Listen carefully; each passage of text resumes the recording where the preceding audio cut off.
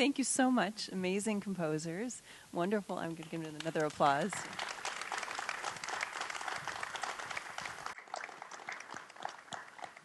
I hope you have all been thinking about the various questions you'd like to ask. I know I have many. These are all just wonderfully unique experiences, right? I mean, I think, and it's so great that you each had your own kind of place on the stage, too. All a very visual experience as well, of course.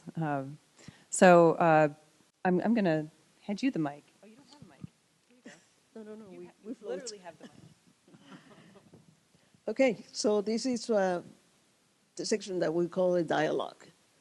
We are going to explore the impact of these three different voices and how we're going to get out of here since we have been transformed. Every time we have an experience, we transform into something, and we don't realize it until a day after, a year after, 10 years after.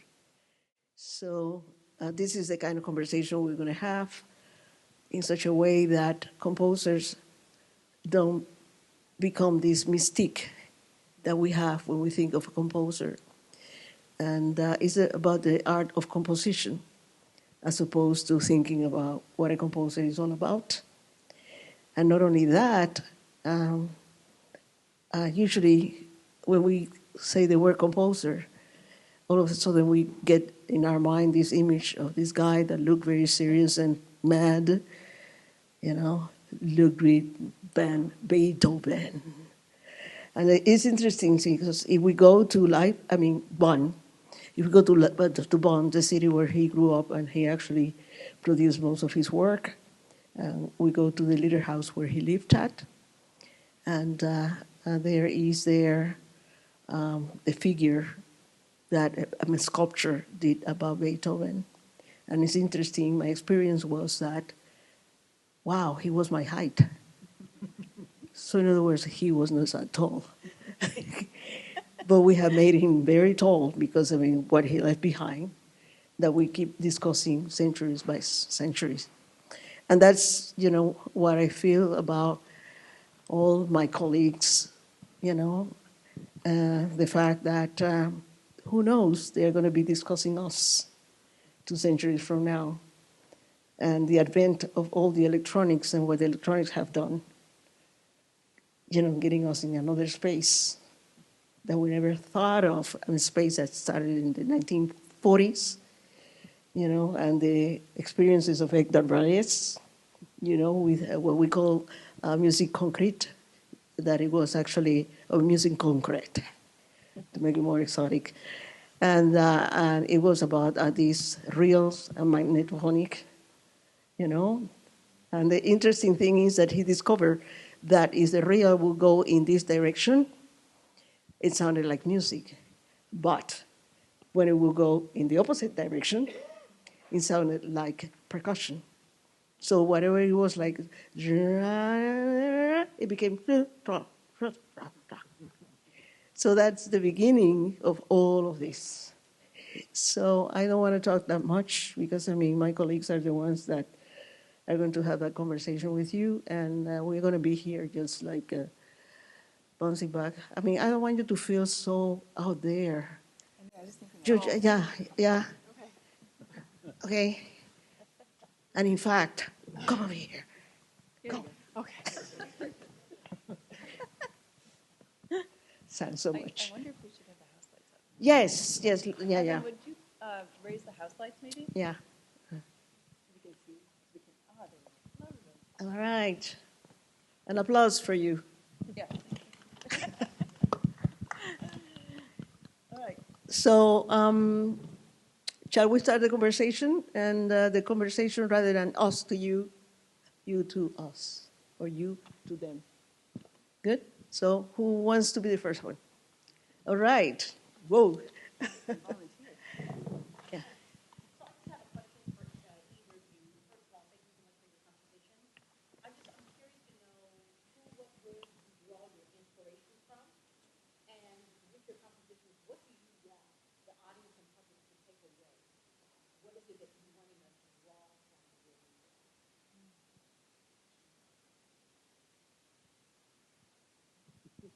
I'll start. The inspiration comes from everywhere. The second piece I performed tonight, there's a field recording I captured in there from in front of the 3rd Precinct the night that it burned down. There was a gentleman who was very, very concerned. I mean, there's a lot of wild shit going on there at that moment in time. There's a gentleman with a megaphone that was very, very concerned about making sure people didn't step on a power line that was down. And then inspired me. I put that piece together for a show that I played at Chicago and Lake. It was the first show I played in following the pandemic, and it was kind of coming back to that area at East Lake Street and just the whole, the community and the togetherness of all of that entire experience in this city was and is deeply inspiring to me. Elian Radigue inspires me, who was a student of Pierre Schaeffer and who you were talking about. And what do I want you to take away from it?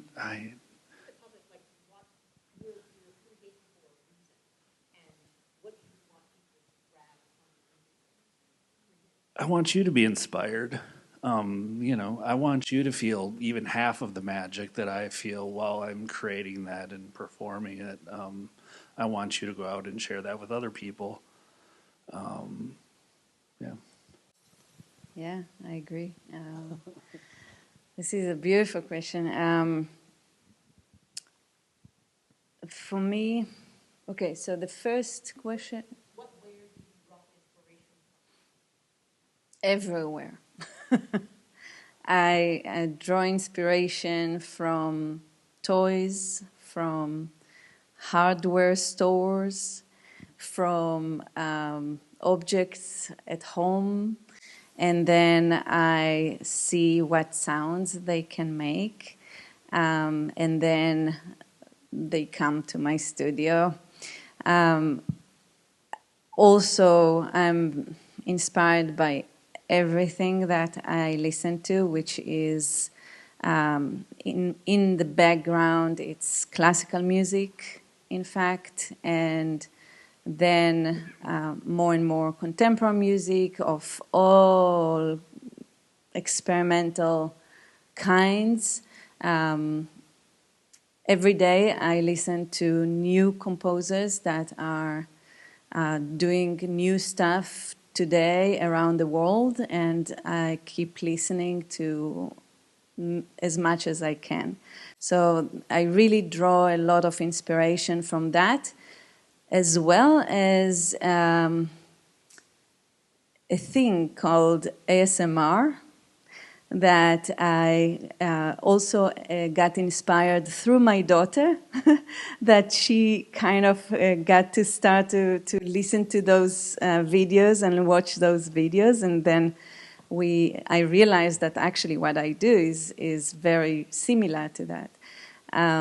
So all of that is what I bring with me. I also have the visual element that ties with some sort of a story that I'm trying to actually convey. And in this case, what I wanted the audience to experience is new way to perceive the world. And within this complexity of many layers of sounds, that some are noises, some are harmony, and how they intertwine together. I can relate to both of them, as in everything that I ever listened to. I've been through so many phases of liking this and liking that, and all of it inspires me. I think, I feel like I get, my mind is kind of like a jukebox. Like I have all kinds of bad ideas running around all the time. But once in a while, like while I'm washing dishes or something, I'll get a really beautiful little download, and I want to see where it goes. I really don't know where I'm going when I'm writing, and it's not the most like inspiring, flowery experience. It's quite torturous sometimes. So I'm following it. I'm trying to find the meaning of this, meaning of why I wanted to follow this story, and it kind of reveals itself to me through like working, and it's sometimes feels mathematical, sometimes feels amazing, and so I think the act of composing is me trying to find beauty and a freedom, and I hope that because I found freedom in it, that it translates to other people.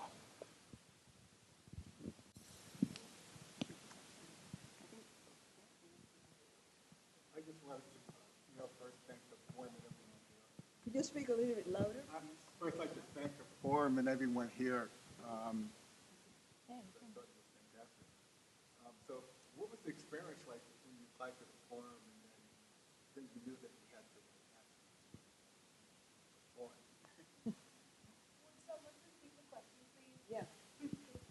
What was the experience? Yeah. So where do you have to get accepted? So I apologize. I have to eat the mic now. I was just curious in terms of your experience of the application process, and then knowing that you're going to be here. Okay, now you have to actually, execute the composition. So I was just curious about that experience.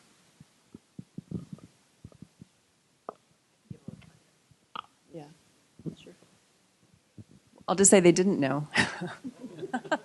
But as I said earlier, we do try to look for opportunities to feature composers.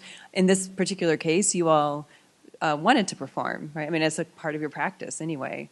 It's not always, how various composers choose to have a performance of their music, but I think that's what really is special about the three of you.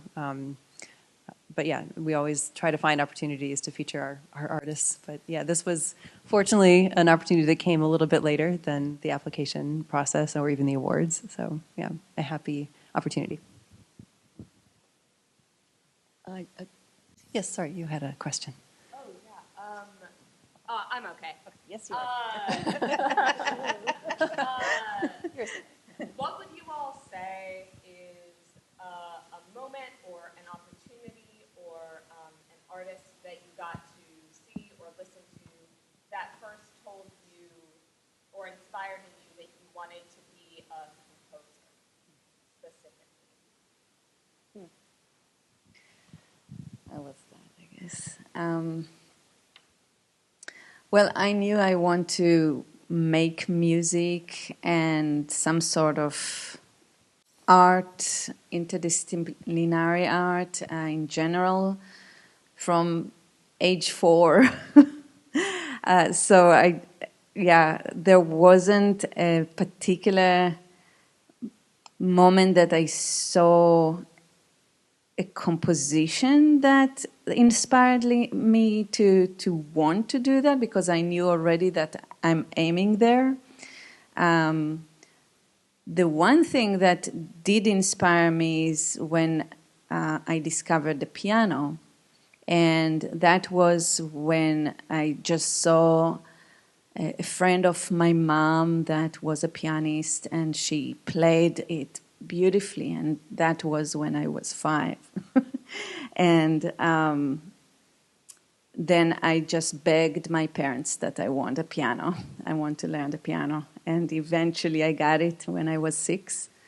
And yeah, that's about that. But maybe later on, I kind of didn't know which genre I want to actually explore the most. And I played in bands, and I sang and my own songs and stuff like that. And then suddenly I got accepted to the Academy of Music, and because of that, I started to realize, I want to get more and more deep into this.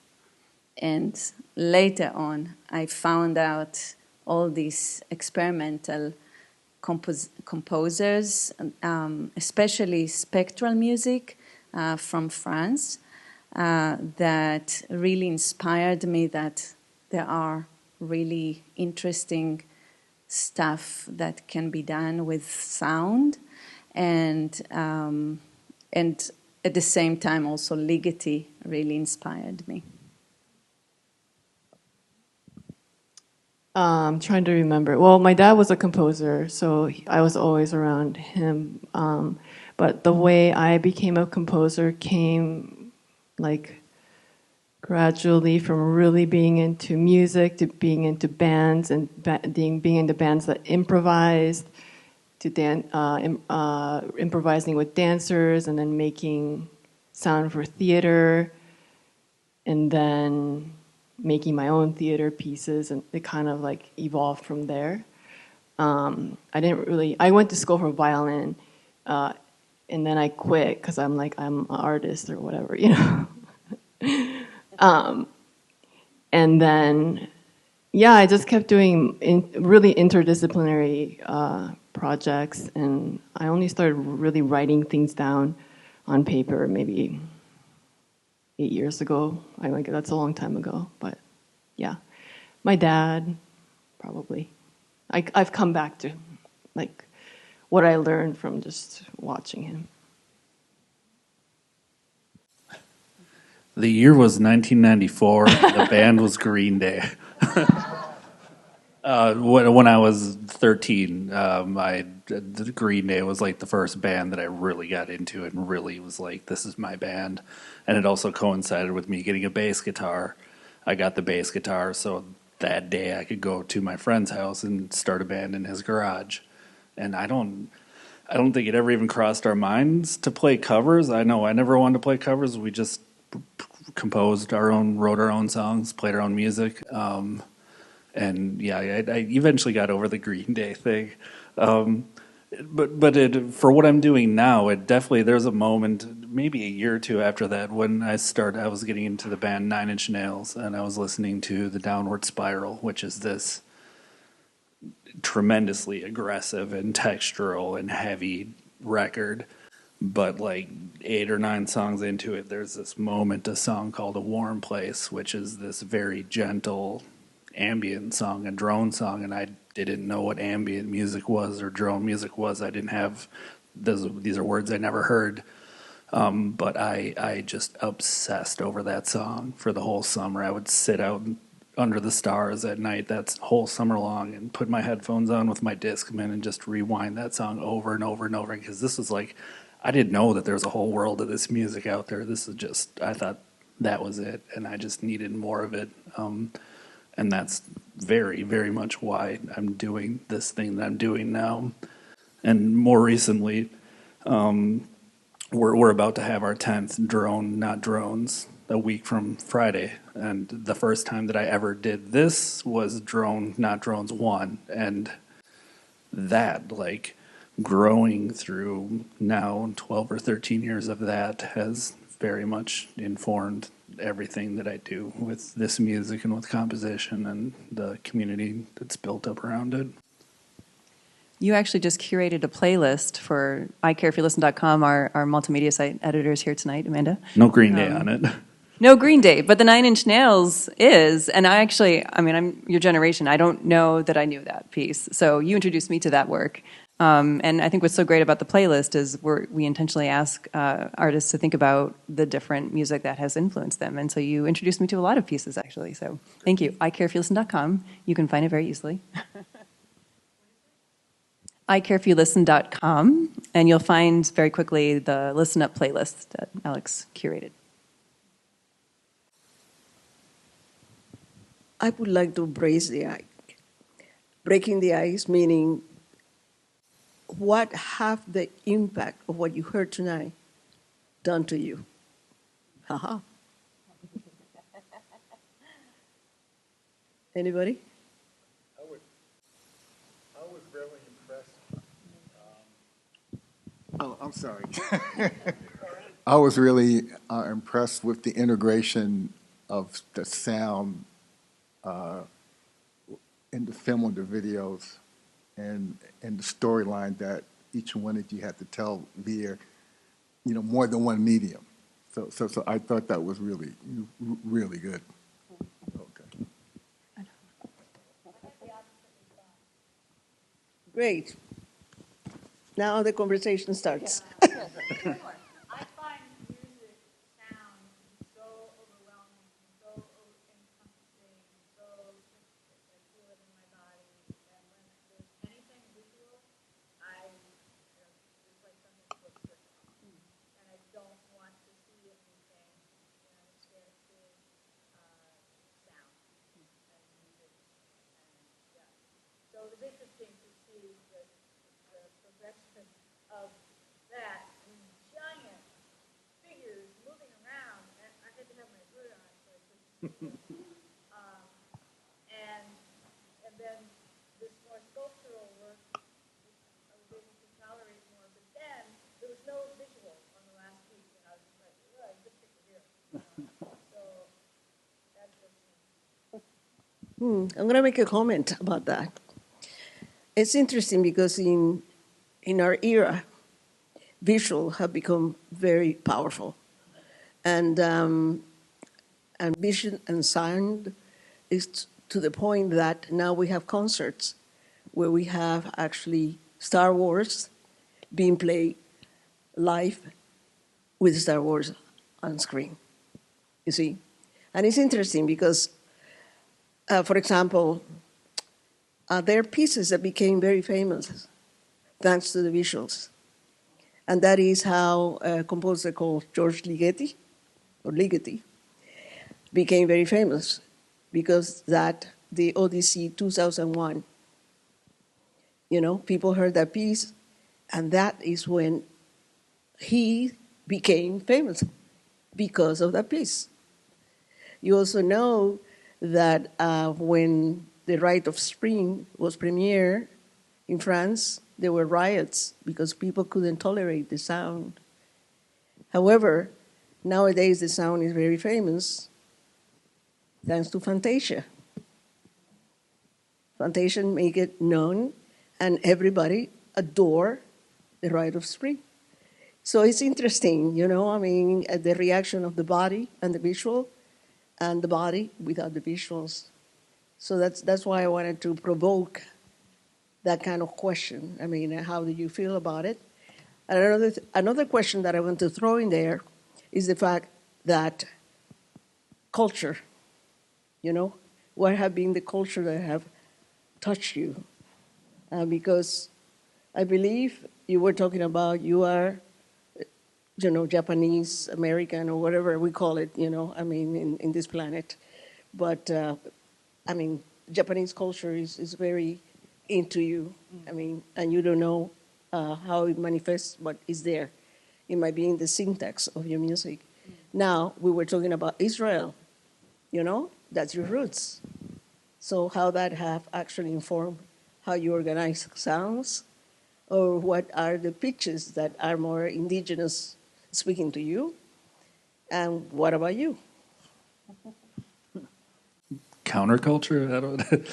I'm very American, and American culture makes me rather angry, and there definitely is some anger happening over there, and a lot of it frustration. But these counterculture musicians and artists that you're speaking of, there's a long line of them going back that inspire me deeply.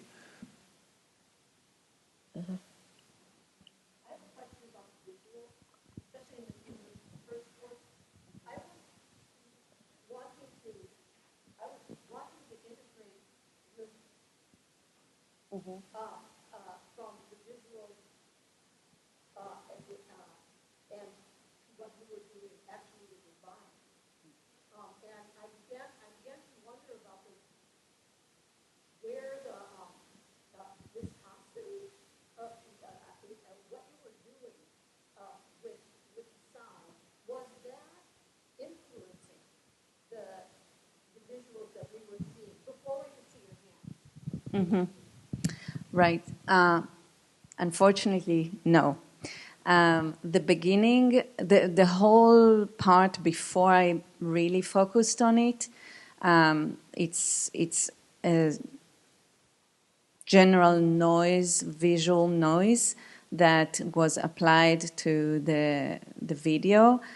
In fact, I didn't plan for it to be seen, the whole show.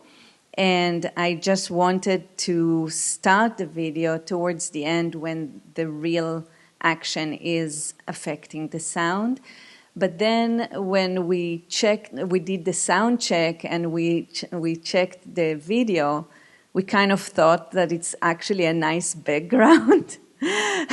So I left it in. But I'm open for suggestions. If it's dark behind me the whole time until the real action happens, like originally I planned, if it feels more right, I will do that next time. Yeah? Yeah, okay. I should have done what I planned. Yeah, a question in the back, and then I'll over here too.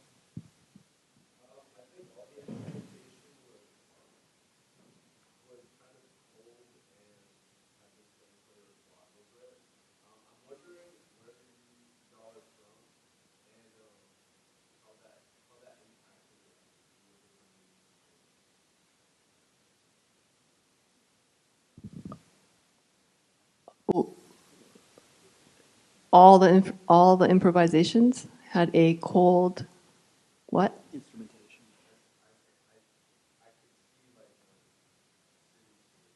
Oh, so you're talking about them. So,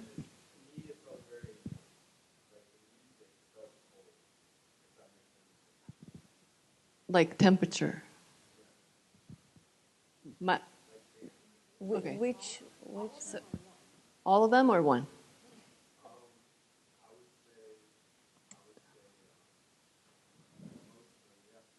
Okay, there was 3. so the question is where are we each of you from? from, and how does Okay. that influence your music? Is that Yeah? that's the question, right? Cold. Yeah. And where are you from, and how that's influencing your listening experience too? Yeah. Sorry. Go ahead. Temperature-wise, this is the coldest place I've ever been. Before then, I was in New York City, which by that time was, and then grew up in Japan, which is not cold. But if you're talking about cold emotions, yeah, I would say that I like to juxtapose that with warm emotions and some sexy emotions and all kinds of. I like to put different stuff next to each other, but hardness and coldness it's part of my language because that's just part of life too. Well, I'm originally from Israel, like Tania said, and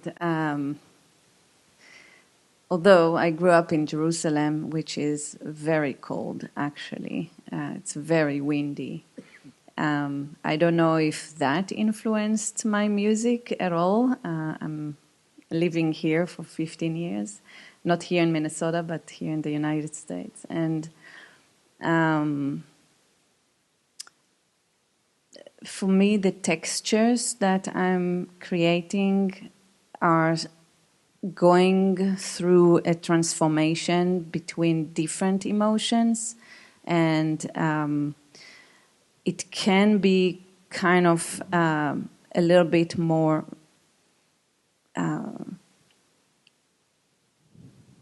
reserved at the beginning, then it gets warmer and becomes even at some parts pain and a lot of emotions, especially when I play the kazoo and the toothbrush.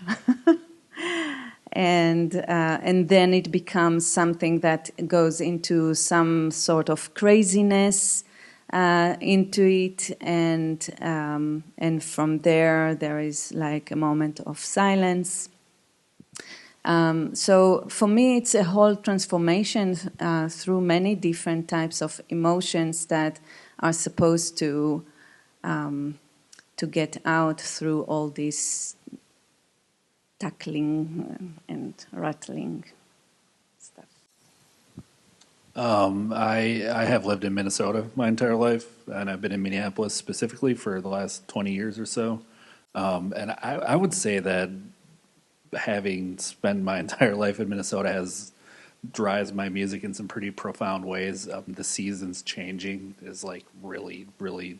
I couldn't imagine living without that, and I think that you can probably hear that in my music. And when I think of that, the words that were coming to me were transformation and texture, and seeing these same, spots in the city or spots in the state or spots in my life that are just very different from months to months to months, depending on what season it is, and just watching them change.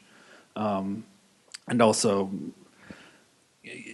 I couldn't imagine living where it's just sunny and 70 all day, every day. I need to have like 3 months out of the year where I'm hiding in my basement and working on art, and then 3 months out of the year when I'm running around outside as much as I possibly can. And I don't have the self-discipline to not have the world like make me follow that that timeline. So yeah, that definitely like drives what I do in very fundamental ways. I don't understand how people can live in places in the world that don't have basements. That's such a weird thing to me. Having all of my equipment and my instruments in my basement is such an incredible gift. Yeah, same. I wonder, for the sake of recording, we should mention that this is taking place in mid-January in Minneapolis. We are above zero temperatures right now, this week, today, and not yesterday, today. But maybe that's also a good backdrop for this conversation. Okay, we have some more questions. What a great audience. Okay, so I think you were waiting before. Please. So, question is about how much of your role is of an engineer, and how does that impact the composing process? Because I'm sure a lot of sounds come in mind when you're picking music, right? Is it you're trying to devise new ways to actually implement it and present it, or is the composition kind of guided by specific instruments that are your favorites, and you're kind of implementing those sounds only? And the reason I'm asking is because there's a lot of different sounds and instruments, and so I think that's like how much of your time is spent in engineering the sounds, and trying to build in that landscape, or are you trying to shape it with the known instruments? I'll just repeat the question quickly. So it's a question about how you devise conceptually your works. Is it specific to the instruments? Is it a soundscape that you start with? What are the variables that you put together as you organize the idea? I mean, I liked the word you use, engineering. Yes, I do feel like an engineer sometimes. In my case, I use a program that is a visual programming environment called Max MSP. And it's all set inside my computer, and it's coding. So half of my work is really just coding and fixing the code, and testing and retesting and retesting. But the one thing is to make those instruments inside my computer. The other thing is what live instrument really works the best with each one of them. And what does it do to this sound versus that sound versus that sound? So that's the next step of checking. And sometimes there are sounds that in acoustical level, they sound okay. But then if it goes through the processing that machine is making, suddenly it turns into a completely different instrument. And I like to blend the two sounds, the real sound of the whatever device I'm using, and then the processed sound.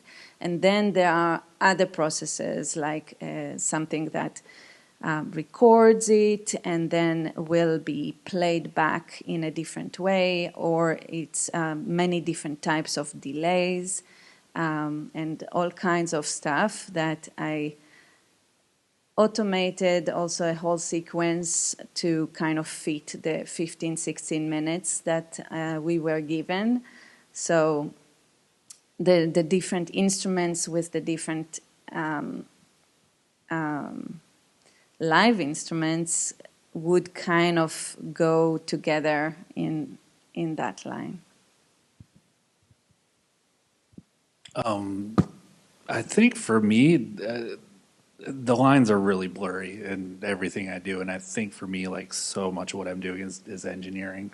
Like I said, everything I learned about music, making music early on, was as a bass player, and that gave me a point of view in which I really got a strong and early understanding on how things interlock with one another and how things support one another or don't, intentionally, and also how things kind of stack in the sonic spectrum, and that's what I'm doing. Like I'm engineering sounds that will complement one another based on what frequency they are or what textural energy they're bringing. And then I engineer problems for myself and then figure out how to fix them.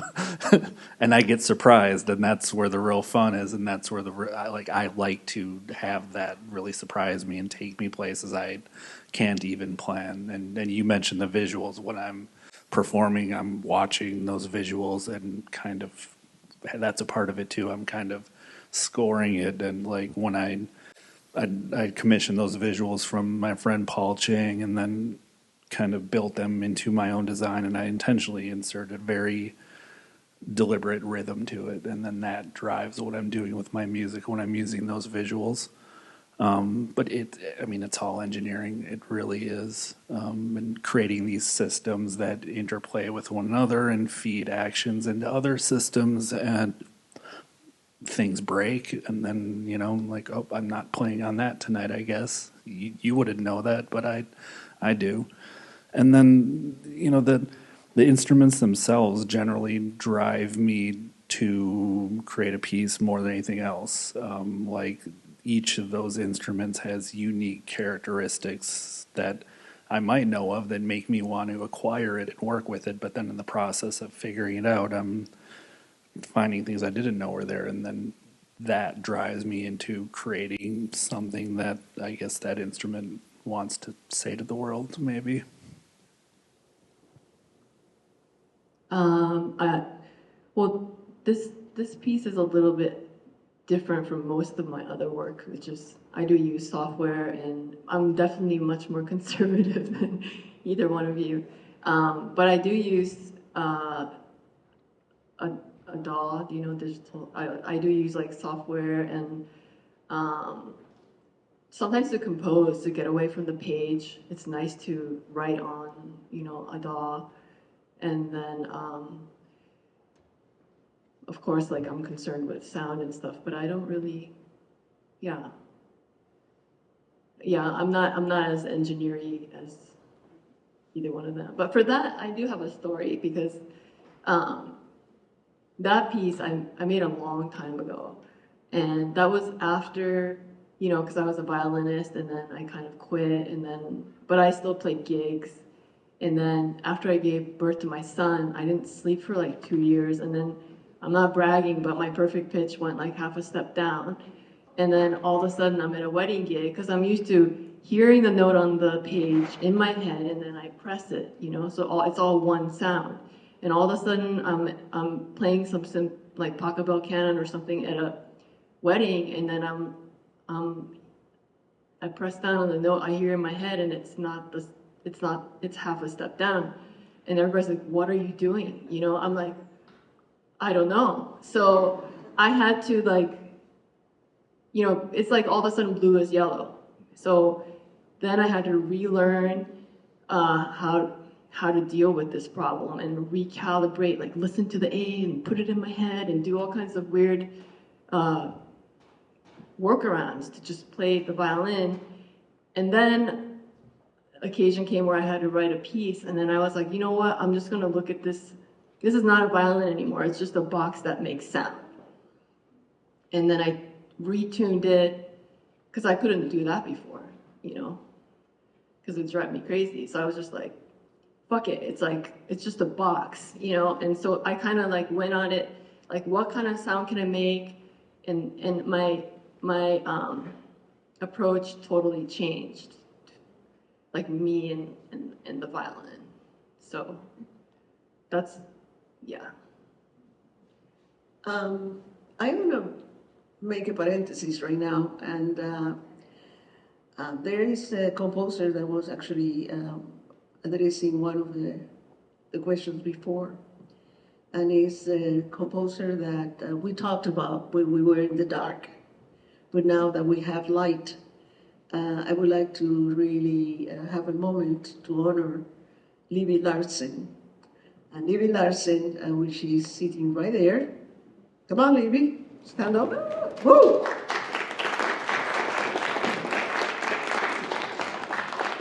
Look what you created, or co-created, because, I mean, Paul is around here, you know? And Paul, his last name? Stephen Paulus. Yeah. Stephen Paulus, a great composer that wrote a lot of music for the voice, a lot of choral music. So him and you, both of you, created what is today called, and it was called since then, you know, American Composers Forum, which is now led by this incredible human being and also a musician in a way, a practice musician in a way, you know, I mean, Vanessa Rose. But the thing is that thanks to you, we're having this conversation right now, 50 years after. Could you imagine? I mean, at that time, you see, it's like that song, which is actually an earth, song called Imagine, you see. So you couldn't imagine that this was going to be happening. Composers are timeless. One thing that I would like to actually bring up is society and what has happened. Because at the beginning of last century, we didn't have the presence of these two composers right here. In other words, the presence of the women in the art of composition was unheard of. You will have to find a magnifying glass to find out where were the women composers, which actually is not women composers, composers that happen to be women, you know? There was a composer, you know, very well known, Gustav Mahler. His wife, Alma Mahler, was also a composer. He told her that there could not be two composers. And she stopped writing. You see? I mean, so many things have happened that nowadays is prevalent. And nowadays we have a conversation, you know, and a tremendous respect for composers that happen to be women, composers that look very different, you know. I mean, okay, you needed a basement. I grew up without a basement, you know. You have all these seasons. I come from the Caribbean. The heat is immense. You see what I mean? And now composers can say, you know, I mean, I want to use myself as an example. Okay, I can conduct Hidden the Myth. I can play Stravinsky, but I dance salsa. You see? And that is something that now, I mean, in other words, I mean, our humanity is coming through you, you know, and every time that we see each other, it's a reunion of a family which is global, you see? And now we are addressing our culture without being called nationalist, you see? And that happened to Aaron Copland, you see? So therefore, I mean, it's tremendous what is happening right now. And the fact that what you have contributed is a legacy already, you see?